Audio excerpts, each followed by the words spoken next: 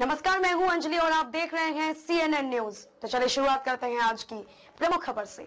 शिव गंगा क्या है साथियों?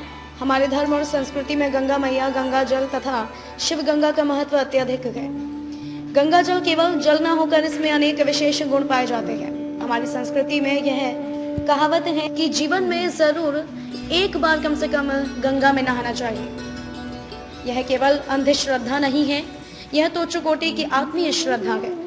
भगीरथ राजा ने बड़े प्रयत्नों से गंगा मैया को स्वर्ग से धरती पर मानव कल्याण हेतु लाए, जिसको प्रत्यक्ष शिवजी ने अपनी जटाओं में स्थान दिया है। इसीलिए यह शिव गंगा बन गई। यह जीवन दायिनी है और शिव ने हिमालय में गंगा मैया को धारण किया है, इसीलिए इसको शिव गंगा कहते हैं।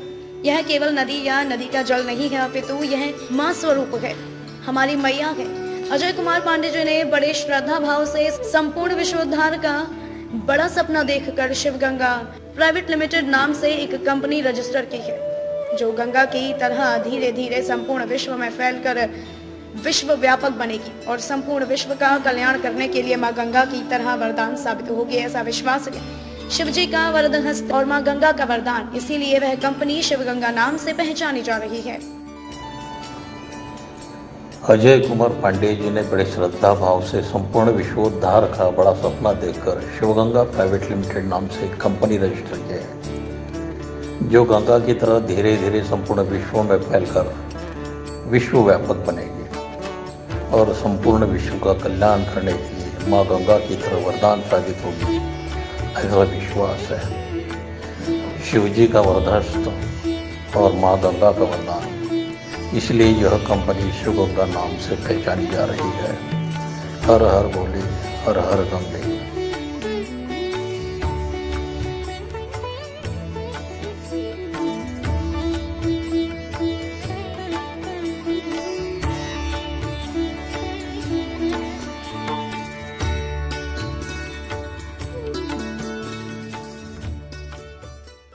गंगा, जिसे बहुत ही पवित्र नदी माना जाता है, कहा जाता है मात्र गंगा स्नान से हमारे सारे पाप धुल जाते हैं। इसलिए मनुष्य अपने जीवन में एक बार गंगा स्नान जरूर करता है। शास्त्रों में भी गंगा को देव नदी कहा गया है। पुराणों में गंगा की उत्पत्ति के बारे में अनेक मान्यताएं भी प्रसिद्ध हैं। एक मान्यता के अनुसार ब्रह्मा जी के कमंडल का जल गंगा नामक युवती के रूप में प्रकट हुआ था। एक अन्य कथा के अनुसार ब्रह्मा जी ने विष्णु जी के चरणों को आदर सहित धोया और उस जल को अपने कमंडल में एकत्रित कर लिया। तीसरी मान्यता के अनुसार गंगा पर्वतों के राजा हिमवान और उनकी पत्नी मैना की पुत्री है। इस प्रकार गंगा जी देवी पार्वती की बहन भी हैं। प्रत्येक मान्यता में ये अवश्य आता है कि गंगा जी का पालन पोषण स्वर्ग में ब्रह्मा जी के संरक्षण में हुआ। इस नदी को पृथ्वी पर लाने का काम महाराज भागीरथ ने किया था। इसे भगवान शिव अपने सिर पर धारण किए हुए हैं। तो दोस्तों, आज हम इस वीडियो में आपको बताएंगे श्री हरि के चरणों से गंगा शिव जी की जटाओं में क्यों और कैसे विराजमान हुई। तो आइए जानते हैं इस प्रचलित कथा के बारे में। भागीरथ एक प्रतापी राजा थे। मान्यता के अनुसार उन्होंने अपने पूर्वजों को जीवन मरण के दोष से मुक्त करने के लिए गंगा को पृथ्वी पर लाने की ठानी, क्योंकि गंगा का जल इतना पवित्र होता है, जो भी इसे ग्रहण कर लेता है उसके सारे पाप धुल जाते हैं। गंगा माता को पृथ्वी पर लाने हेतु भागीरथ ने कठोर तपस्या आरंभ कर दी। उनकी कठोर तपस्या देखकर गंगा माँ प्रसन्न हुई और भागीरथ के सक्षम प्रकट हुई।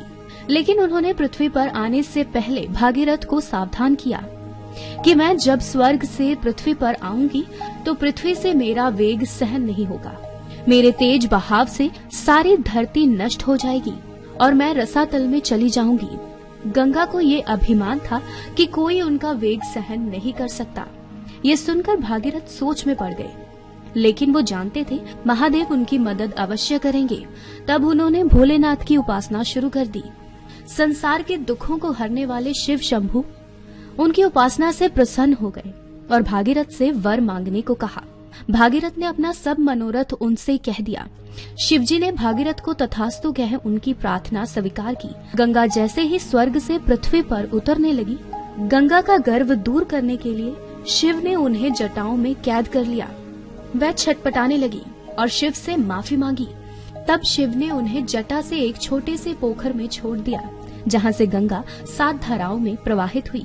खबरों में अब तक के लिए बस इतना ही। मिलते हैं फिर ऐसी ही किसी प्रमुख खबर के साथ। तब तक के लिए नमस्कार और देखते रहिए CNN न्यूज।